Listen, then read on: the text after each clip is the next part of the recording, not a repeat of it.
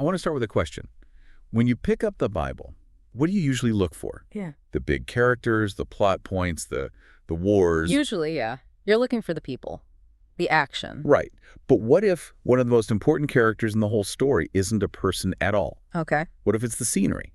Or, specifically, what if it's the water? That is a big shift in perspective. I mean, water is usually just the background, isn't it? It's what the boat floats on and what people are thirsty for. Exactly.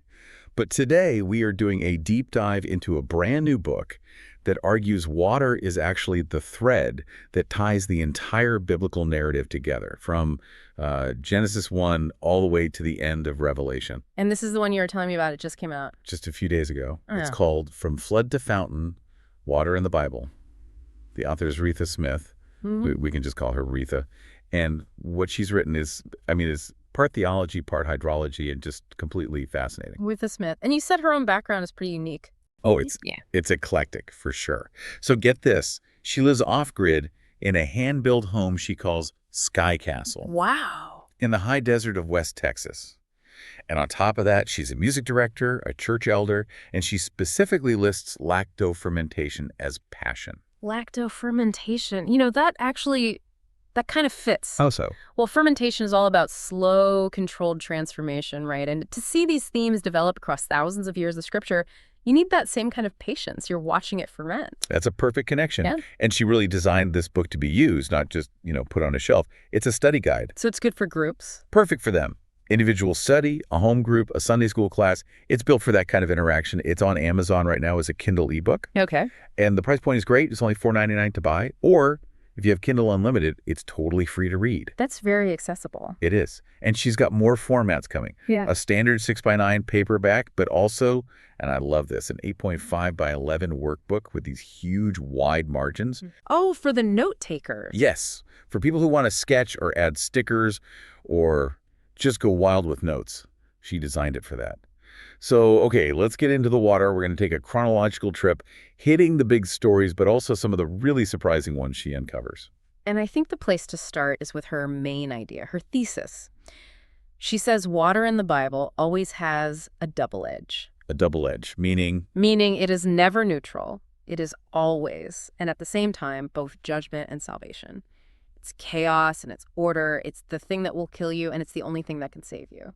And she has a personal story that really frames this, right, from when she was a kid. Yeah, it's intense. She opens the book with it. She was 5 years old, and she fell into this man-made lagoon. Stepped right off a drop-off. Right. And her description of drowning is chilling. It wasn't panic. She said it was this feeling of peace, of just blacking out. A peaceful death. Until her mom jumped in and pulled her out. So right there, in her own life, you have it. Water as this place of silent danger, but also the place of deliverance. That's the lens for the whole book. So let's apply that lens. Let's go to the beginning, Genesis 1. The Spirit of God was hovering over the face of the waters. Wretha makes a really critical distinction here between the biblical account and, say, other ancient creation myths. Like the Babylonian one. Exactly. In those stories, creation is an act of war. The main god has to fight and kill a sea monster god and then builds the world from its corpse. It's all about cosmic violence. But in Genesis, There's no fight. Water isn't a monster god. It's just an element. God speaks, and the water obeys. He separates the waters. It's not a battle. It's an act of divine architecture. but that order God creates is pretty fragile. Because a few chapters later, we get the flood. The ultimate return of chaos, Genesis 7. Now, we all think we know this story, but she highlights these details that they change everything. For one, it wasn't just rain. Right, the text says the fountains of the great deep burst open. It's like a decreation. And the timeline.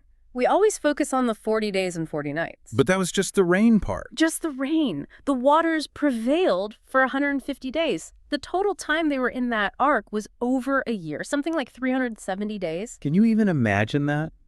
A year in a floating box with thousands of animals? It's not a pleasure cruise. Not at all. And then she points out the single most terrifying detail about the ark's design. Which is? It had no rudder. No rudder. No rudder, no sail, nothing to steer with. It was just a box completely at the mercy of the waves. Noah couldn't navigate. He had to totally depend on God to guide them through the chaos. Wow. That gives a whole new meaning to faith. It's not just believing, it's letting go of the wheel. Completely. And when they finally land, Noah sends out a dove, and it brings back an olive branch. And that connects beautifully to the New Testament. The baptism of Jesus. Yes. The Spirit descends like a dove. Genesis has a dove signaling a new creation after the flood of judgment. The Gospels have a dove signaling the arrival of the new creation in person. It's a perfect parallel. I love that. Okay, so the water recedes. We're in the wilderness now. Let's talk about Hagar, a much smaller, more personal story. Genesis 21, a story that gets overlooked a lot. Hagar and her son Ishmael are sent away, they run out of water, and she's preparing to watch her son die. Just absolute hopelessness. And then God intervenes. But listen to the specific wording Wretha highlights. It says, God opened her eyes, and she saw a well of water. Wait, opened her eyes. So the well was already there. That's the incredible part. The provision was there all along, but her grief and her panic had literally blinded her to it. God had to heal her sight before she could see the salvation. That's something to think about. How often are we sitting right next to the answer, but we're just too panicked to see it? And of course, Ishmael's name means God hears. It's a reminder that God hears the cries of the outcasts. Okay, we have to do the main event now, the Red Sea. Exodus 14. You can't have a water study without it. But again, Wretha zooms in on a detail we might miss. Not the walls of water, but what was under their feet. The dry ground. Yeah, that phrase is repeated over and over. Why is that so important? Well, think about it physically. If you just part a sea, what's left on the bottom? Mud, sludge, deep, thick muck. a quagmire. Yeah. You couldn't march an army, let alone a nation of families and livestock through that. They'd sink. So the miracle wasn't just pushing the water aside. It was instantly drying the seabed into a highway. It was terraforming. Huh. And there's that double edge again. For Israel, the water is a wall of protection. For the Egyptians, it's a tomb. Salvation and judgment from the exact same element. Exactly. Okay, now let's jump ahead to a story that I admit I always found confusing. The 2 times Moses strikes the rock. Right. This is where the book gets really deep into typology, how the Old Testament foreshadows Jesus. So you have 2 separate events. The first is in Exodus 17. People are thirsty. God says, strike the rock. Moses does, and water comes out. Simple enough. Right. And the Apostle Paul later tells us that the rock they followed was Christ. So symbolically, Christ was struck once on the cross to provide the living water of salvation for everyone. Okay, so that's the first one. Christ struck once. But then 40 years later, it happens again, Numbers 20. The people are grumbling again, but this time God gives a different command. He says, speak to the rock. Don't strike it. Just talk to it. Yes, because Christ doesn't need to be crucified a second time. The sacrifice is finished. Now, we access that grace through speaking, through prayer. But Moses is. He's at the end of his rope. He's burnt out. He's furious. He yells at the people, and in his anger, he hits the rock twice. And water still comes out, which is amazing. It shows God's grace, even when his leaders fail. But Moses is punished severely. He's barred from the promised land, and it's not just because of disobedience. It's because he broke the symbol. He misrepresented God. He acted in anger and made God look angry when God was acting in mercy. It's a really sobering lesson about leadership. No kidding. Okay, let's fast forward. Wretha has a great section, and some of these are just bizarre. They get very weird, yeah. Like Gideon's test at the spring. Judges 7. He has way too many soldiers, so God has him thin the army based on how they drink water. Wretha's point is that it's intentionally arbitrary. It's not about a superior drinking technique.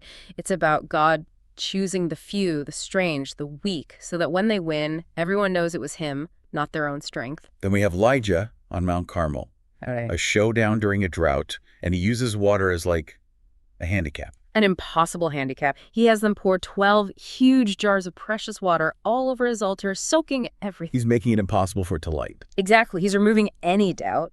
And when God's fire falls, it doesn't just burn the sacrifice. It consumes the rocks, the dirt, and it licks up the water in the trench. It's a display of total power. And then we can't skip Naaman, the proud general who has to dip in the muddy Jordan River. 2 Kings 5. It's all about humility. He wanted a big, impressive, magical cure. Instead, God's prophet tells him to do something simple and, frankly, a little humiliating. He didn't want to get dirty. He had to let go of his pride to be cleansed. And that idea flows perfectly into the New Testament, where Jesus arrives as the master of the water. Starting with his first miracle, the wedding at Cana. Turning water into wine. And Wretha highlights the sheer volume of it. It wasn't just a few carafe. No, it was 6 giant stone jars, 20 to 30 gallons each. We're talking 120 to 180 gallons of the best wine. That's a serious party. But look at what the water was for. It was for ritual purification. It was the water of the law. Jesus takes the water of religious duty and turns it into the wine of sheer joy and celebration. Then we see him walking on the water, trampling the chaos. But you pointed out a hidden miracle in that story. Yes, from John's Gospel. The disciples are struggling, rowing against the wind. Jesus gets in the boat, and the Bible says, immediately the boat was at the land to which they were going. Immediately. Like they teleported. It's a miracle of transport. It's as if he didn't just calm the storm on the lake, he calmed the very fabric of space and time for them. His authority is absolute. And that all culminates in the conversation with the woman at the well. That's the theological heart of it. He contrasts the physical water you have to keep drinking with the living water that becomes a permanent spring inside you. Which leads us to the cross, where that spring is open. John 19. When the soldier pierces Jesus' side, the eyewitness, John, makes a huge point of saying that blood and water flowed out. And Wretha explains that this is significant on two levels. Yes. Medically, it proves he was truly dead. But theologically, it fulfills the prophecy of the Passover lamb. The soldiers broke the legs of the other two men, but not Jesus. Not a bone of him shall be broken. He is the perfect sacrifice. And the water and blood flowing from his side, from the true temple, is the source of that river of life prophesied in the Old Testament. Which brings us full circle to the very end of the Bible. Revelation. And we get this line that always confuses people. The sea was no more. Yeah, that sounds like a downgrade. No more beaches. Wretha says it's not about geography. In the ancient world, the sea represented chaos, separation, danger, the abyss. When John says the sea is no more, he means all of that is gone forever. But there is still water. Oh, yes. It's perfected. A crystal clear river of life flowing from the throne of God with the tree of life on its banks for the healing of the nations. We start with chaotic waters in Genesis, and we end with this perfect river of peace. When you lay it all out like that, it's incredible. Water isn't the background. It's the story. It's the story of God taking the chaos and patiently, purposefully turning it into life. So as we wrap up, what's the one thing people should take away from this? I think Wretha would say the goal isn't just to learn a bunch of facts about water. The goal is to realize that all these stories are pointing you to the source of the living water, to Jesus himself. Let anyone who is thirsty come to me and drink. That's the invitation. Well, we barely scratched the surface here. We didn't even get to the floating axe head. Another great one. So if you want the whole story, you really have to get the book. One more time. It's called From Flood to Fountain, Water in the Bible. The author is Wretha Smith. Available right now on Amazon for Kindle. Just $4.99 or free with Kindle Unlimited.